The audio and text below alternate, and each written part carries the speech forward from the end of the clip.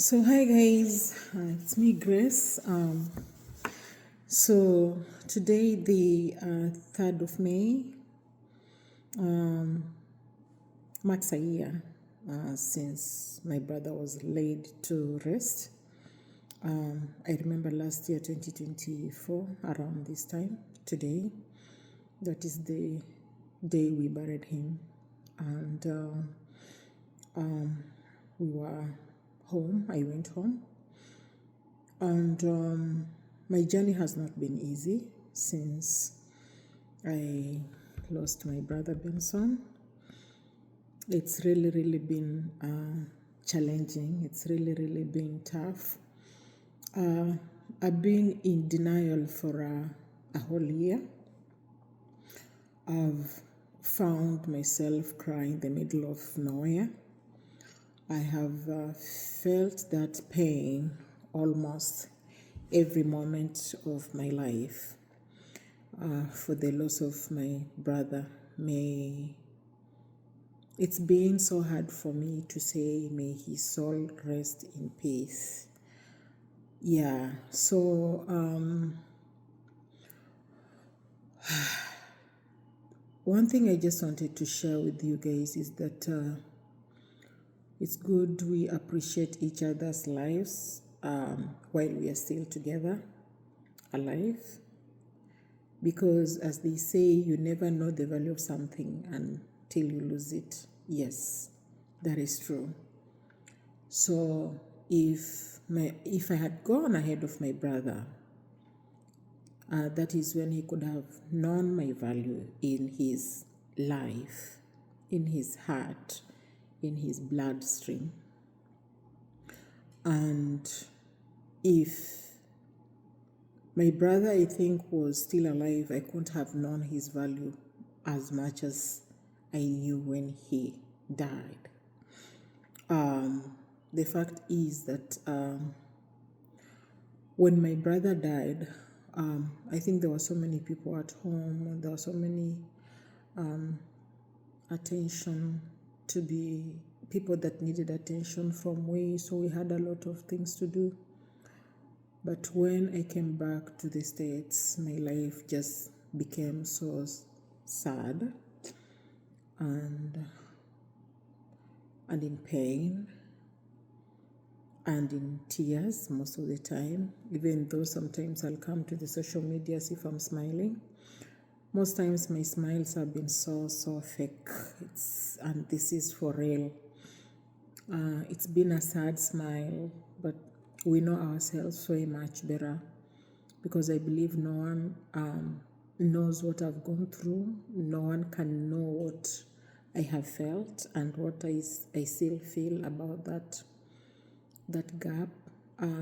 It's a disbelief. You can't just believe that he's no more, that you'll never see him again. It's been so sad. When I came back from home, in that pain and crying all the time, I had to call each and every person in the community that I knew that lost the sibling. I started calling each and every person to just weigh or to know whether what I'm going through is what they went through when they lost. But also it's true that people mourn differently.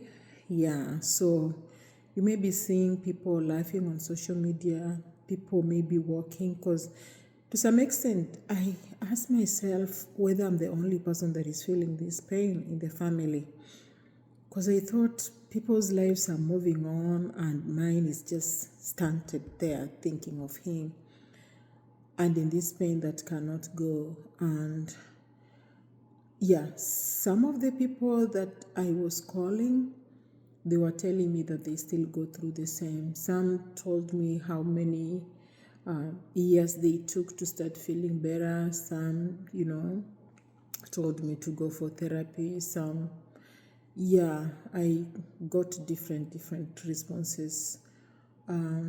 It's that moment that you just can't believe anything. You can't be in your normal sense anymore. You get so confused.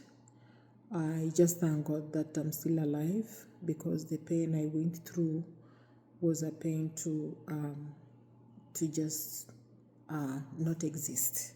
It was so painful. The whole of this year has been so rough. The whole of, not this year, but the whole of this year that has been without us, has been gone since April last year. He died, I think, 29th of April last year, if I'm not wrong. No, he died before that, 21st. My brother died on 21st of April last year, because I remember I flew out of the country on 26th. Yeah, either 25th or 26th of April, but he passed on 21st of April last year. And then we laid him to rest at home on 3rd of May. Yeah, on 3rd of May. So I also lost my both parents, my mom, my father. But honestly, the pain I went through with my brother was just a lot of pain. And I could call people who lost their parents and lost their siblings too, and they could tell me the same. They could tell me that the pain they had when they lost their siblings was way worse compared to the pain they had when they lost their parents. And then I kept on asking myself, why should it be that way?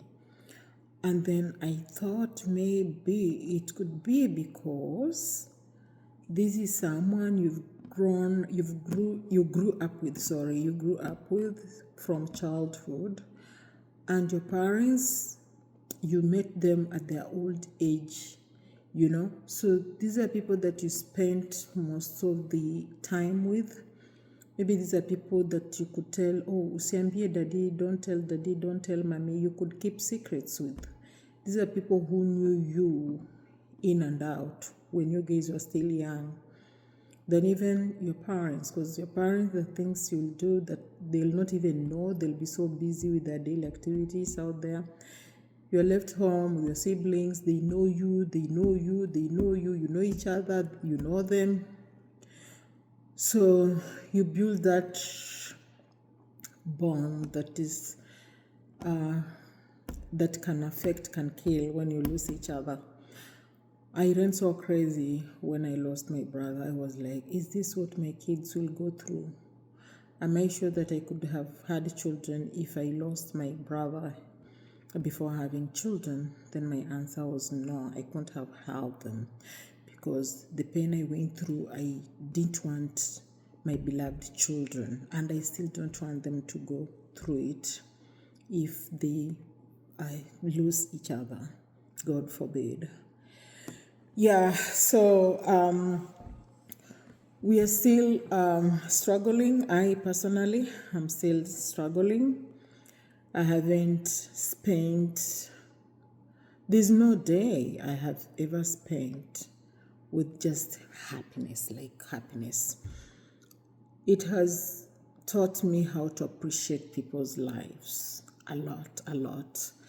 It has taught me how to add value to people's lives while they're still alive. It has made me a way much better caregiver, as I am a caregiver at my place of work. It has made me, do better as far as my job is concerned, as far as my family is concerned. I even asked little questions to my children whether they had like BM. Yesterday my son was asking me, Mom, why do you keep on asking me whether I've had BM or not? Last time I had BM or not. So, yeah, but the loss of my brother to death shook me entirely. Like, I feel like I'll never be the same person at all. And I don't know when this will end, because it has not stopped. It hasn't stopped. And my support system is actually my family and friends around who know what I go through, what I go through. Sometimes I'll just text in one of that WhatsApp group that I'm so much attached to, that we are into each other's lives so much and care for each other. I'll just text them and I'll tell them, I'm not okay. I'm not okay. And I'll be crying. Sometimes I'll just text an individual that I love so much and I'll tell this person what I'm going through, or I'll just leave an audio of what I'm going through. And you have to be so much into my heart before I could do that, because people will judge you differently. People will think different things about you. People will not understand what you're going through. And sometimes that is the fear we have. And God's so kind. Some of them will just check on me again and again. Sister Kiki, thank you so much for just following up on how I'm doing, and sometimes just listening to me and and sharing something with me and sharing that love with me. But this life, when you think of it, it has changed my perspective about it. It has just changed how I've been doing things passionately. I used to be so strong in many things, but it broke me down. It just broke me down, and this includes even going to church. I've told my reverend in church that it's hard. It's hard. Sometimes I just don't listen to what you say. Sometimes I just don't pay attention, because when I'm in church now, those 3-4 months when I came back home, they were very tough, because I could go to church and start sobbing and just start crying. I feel like I'm in the village. I'm at home during the time of his burial, and you know how church was all over our compound, wearing all those Anglican robes, and that is what I'll be seeing in church with my reverend and Ray leader. So I'll just be crying and sobbing, and sometimes I'll take my handbag and go back home without having waited to the end of the service. So I've gone through crap, guys. I've gone through crap. I've gone to work almost every day. When I'm at work, I have to tell everyone I lost my brother. Even the people that I just told, I lost my brother.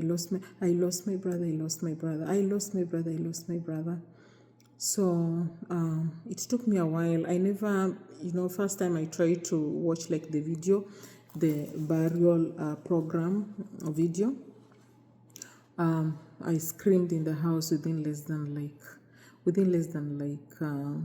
10 seconds. I was just screaming, and people came out of their rooms and they were like, what happened to her? Then I just turned off and they took away the remote. And then just a month ago is when I watched with the family to one of the residents I take care of. They wanted to know how Africa looks and how my brother's burial was conducted. So I turned on the video again for them at work on YouTube. And they watched and they were like, oh my God, Kenya is so beautiful. Kenya is so nice. It's not like what we think about it. It's not like what we watch on TV. Oh my God, this is how you do it in your burials. Oh my God. So, yeah. So, through that, I was able at least to watch part of the burial and funeral as a whole proceedings, from the moment we got him from the morgue, and It's been so hard. It's been so hard for me. I don't know why me. I don't know why me in the family. I have no idea. But it's been so tough for me. I've just made huge decisions, very, very huge decisions that I didn't have from my brother's death. I've just like prepared for my death. If this happens, this should take place. This should, like, I've already arranged for my death, my everything. And anytime I'm with my children, whenever I'm just with my children, I'm always like, oh, if I die today, so that has always been in me. And sometimes when they see me, they just run away, because I'll start with, if I die, this is what you guys should do. This is what you guys should do. This is what I did. This is the place I kept this. This is,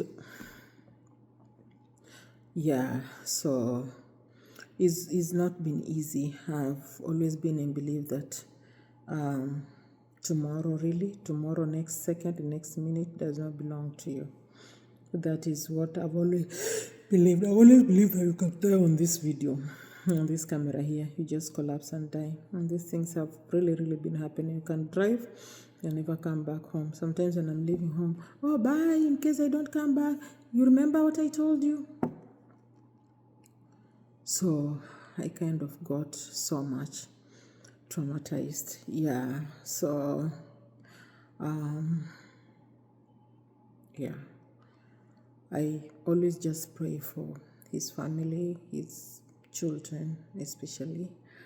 But now, there are also the ones that encourage me when they see me like heartbroken, completely into pieces, that they will see they just text me, send me long messages of encouragement. These are young kids. These are small kids I'm talking about. These are small kids. And you'll see that when you're reading, it's from their heart. It's not like they're faking it. So siblings bond is so strong, and you'll never realize until when you lose someone. You'll never know until, this was the first experience I've had of sibling loss. I had never ever had a sibling's loss, whether you guys were close or not. It's very, very painful for the fact that you guys grew up together. And even if along the line you guys parted ways, siblings bond can never part ways. It is always there, permanent. It can never, that bond. Even if physically you part ways, you guys are still together like this. I've seen it. I've seen it. I've witnessed it. I've felt it. I've suffered it. Yeah, it's so painful. I just hope that people will continue, maybe,